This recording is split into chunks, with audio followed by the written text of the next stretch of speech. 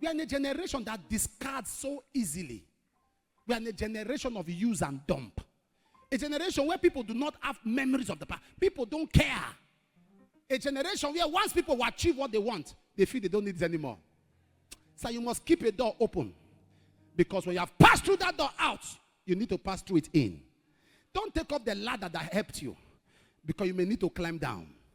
There are so many people today. We are in a generation where people think this generation has no memory.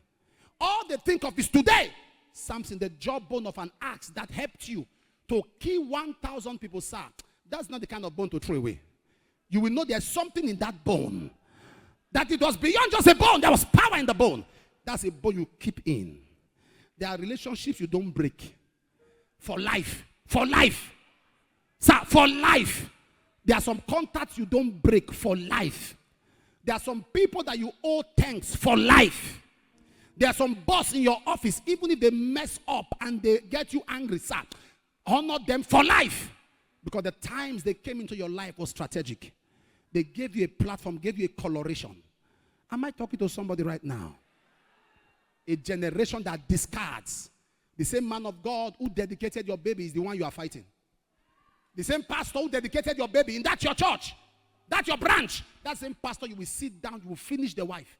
Because you feel you don't need a jawbone anymore. The same man that believed in you and carried you up is the man you have conspired with those that hate him to fight. Because you believe you are done with the jawbone. You don't need it anymore. In the same place where grace came, grace kept you. Now you are blessed. You are not trying to ask us if tithing is scriptural. When you were broke, you didn't ask that question. When you were stranded, you are in a generation. There are many of you looking at me now who need to cry to God for repentance. Because you feel you don't need a jawbone anymore. Before you got married, you lay on the altar, you cried, you wept, did everything. Now you are married. The baby that God gave you is the reason you can't come to church early.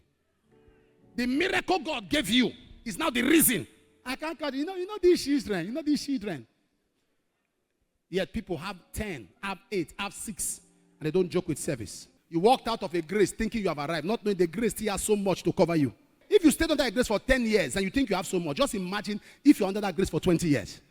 If people's multiple good cannot swallow their tiny wrong, then you have a bad heart. The good they have done should be what will fill your head.